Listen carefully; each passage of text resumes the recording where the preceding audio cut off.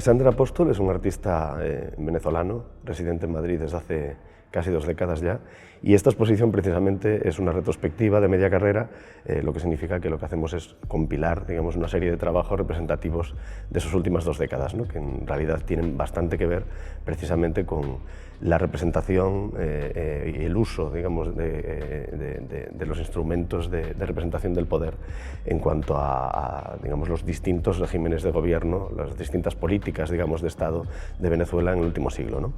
El título, Postura y geometría en la autocracia tropical, precisamente se refiere a estos 2 polos peculiares que él detecta, digamos, en estas formas de representación, ¿no? Por un lado está la postura, digamos, el gesto, todo lo que tiene que ver con el cuerpo y sus usos. El cuerpo, evidentemente, un cuerpo siempre politizado y que siempre tiene que ver, pues, con una clase social, una etnicidad y un género, ¿no? Desde este punto de vista interseccional que él, digamos, recompone siempre y que critica también, ¿no? Y por otro lado está esa geometría que es la tradición del arte venezolano moderno, que tiene que ver, pues, precisamente con todas esas formas de artistas tan importantes como Cruz Díez, Soto o Gego, pues este cinetismo, este neoconcretismo, bueno, esta geometría perfecta que se ha llamado de muy distintas formas a lo largo de la segunda mitad del siglo XX y que ha identificado siempre digamos, los regímenes abiertos democráticos, pero también a la clase alta y al mercado del arte en su país, ¿no?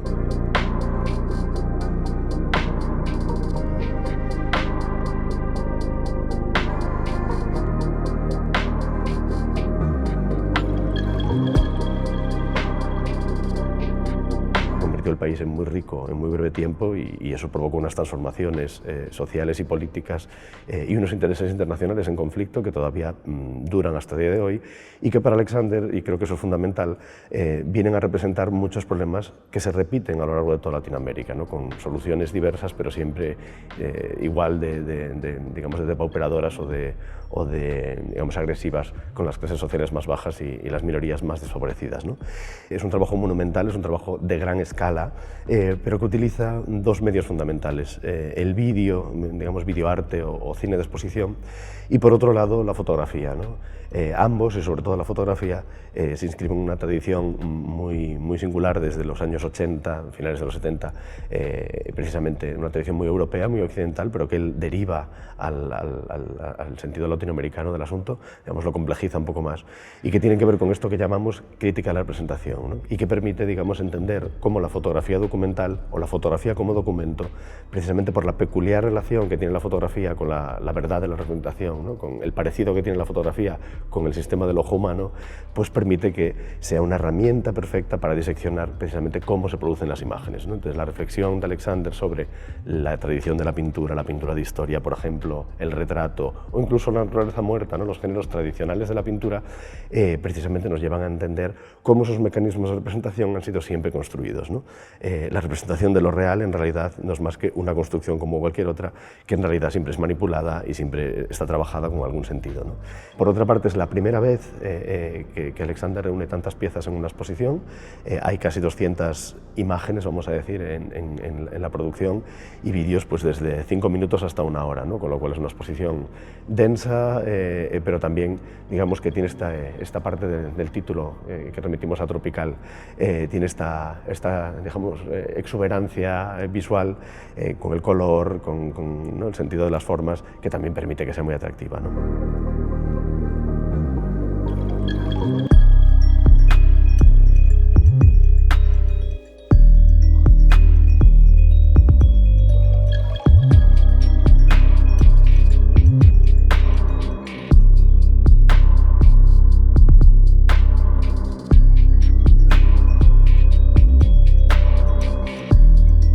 Esta exhibición reúne una serie de trabajos míos de los últimos 10, 15 años aproximadamente, donde yo confluyo varias ideas en torno a mi propia identidad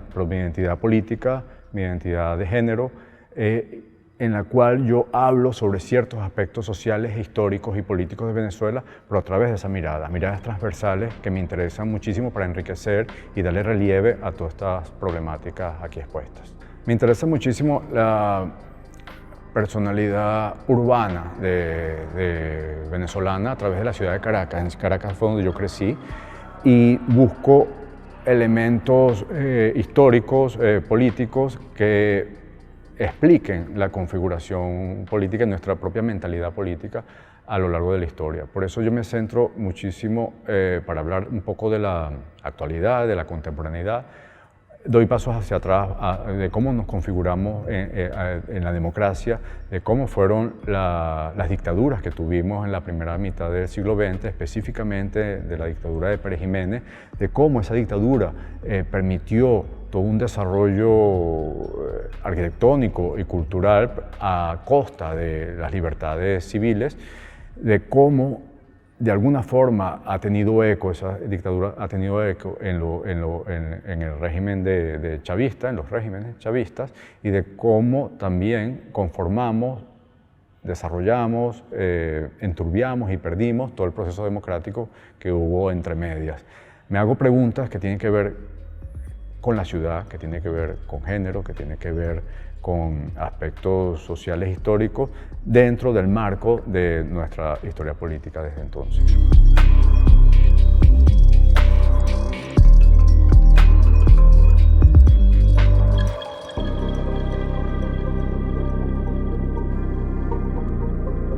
Color in My Business trata sobre... Yo tomé los tarjetones de votación del periodo democrático en Venezuela. Fueron 9 tarjetones. Esos partidos, con todo el fervor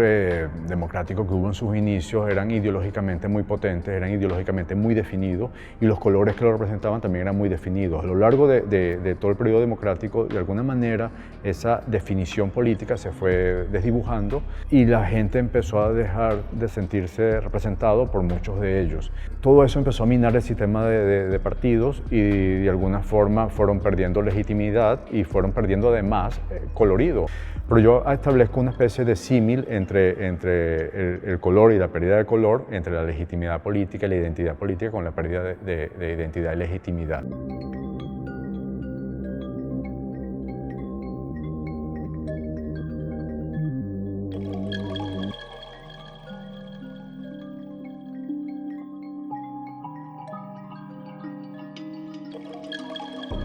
Me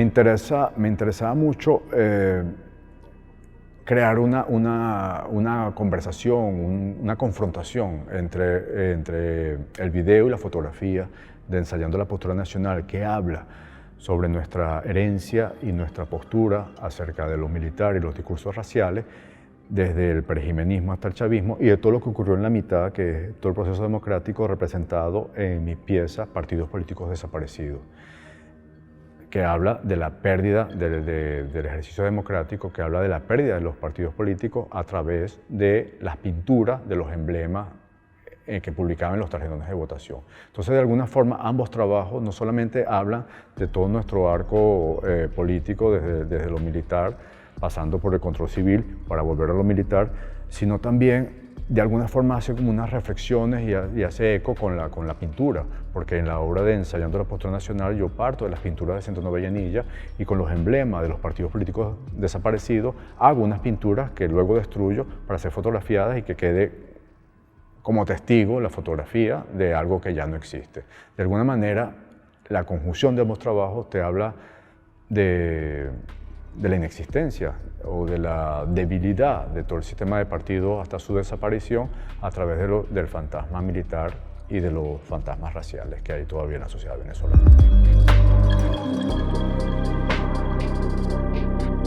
Contrato colectivo cromosaturado es una instalación en 3 pantallas donde yo trato de establecer un vínculo entre la democracia, las estrategias populistas de la democracia venezolana en ese momento, el arte cinético y la población. Se establece el proceso democrático donde le faltaban elementos para cohesionarse con la población, elementos culturales, y los dirigentes democráticos se dan cuenta que de alguna manera ese arte tan lúdico, tan sugerente, tan divertido, tan democrático, porque de alguna manera gente de diversos sectores socioculturales pueden mantener una relación con el arte cinético, es perfecto para diversos espacios públicos en el país, en las ciudades, que además espacios públicos que sean mezclados con el poder y de alguna manera hacer una especie de simbiosis y de representación de la democracia a través del arte cinético. Entonces, de alguna forma el video habla de cómo el poder toma el arte para asentarse, de cómo manipula un poco culturalmente ciertas expresiones para acrecentarse en el poder, para legitimarse en el poder y de cómo de alguna forma el artista está un poco a merced de ello.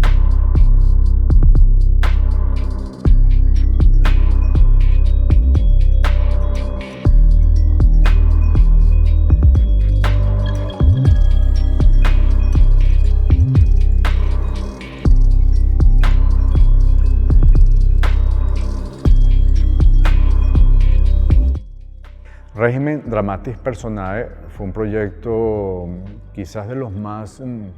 emotivos, donde yo he participado y de los cuales yo he creado. Estaba ocurriendo en Caracas toda una serie de marchas diarias hechas desde la sociedad civil, con mucha represión, porque de alguna manera se creía que iba a haber un cambio político en ese momento. Estoy hablando del 2017. Nosotros hicimos, digo nosotros porque yo quise hacer una especie de retrato de la sociedad venezolana postchavista, de cómo ha cambiado de piel la sociedad venezolana después del sistema chavista, en la cual han aparecido y siguen coexistiendo personajes que antiguamente no existían. El revendedor de bienes, que se aprovecha los bienes regulados, el inmigrante que cruza fronteras, el opositor expreso, estudiantes que protestan que son asesinados, madres de estudiantes buscando a sus hijos en la morgue, gente haciendo cola comprando pan, gente buscando desesperadamente medicinas, esposas de ministros que no se enteran de nada y creen que va todo bien, esbirros, jueces que son brazos del sistema central. Tenía la necesidad de hacer todos estos retratos de la sociedad venezolana postchavista, de cómo ha cambiado de piel la sociedad venezolana a través de una ONG que trabajara con derechos humanos y específicamente con los grupos transgéneros y travestis, que de alguna forma estoy hablando de identidad, de la identidad venezolana, y estos grupos son los que han trabajado con identidad durante toda su vida. Invité a alrededor de 20 transgéneros para que cada uno de ellos representara a un grupo de personajes de la sociedad venezolana postchavista. Al final hicimos 100 retratos con 100 arquetipos, y en el momento en que lo realizábamos estaban ocurriendo todas estas protestas y donde había una gran tensión, no solamente en la calle, sino incluso durante la fotografía. Para mí fue muy emotivo, fue muy fuerte. Teníamos además dudas de que pudiésemos ser denunciados porque de alguna manera estábamos trabajando con elementos que están prohibidos. Yo todavía veo las fotografías y realmente me conmueve no solamente lo que veo fotografiado, sino también todo ese momento y toda esa energía que hubo en el momento que las realizamos.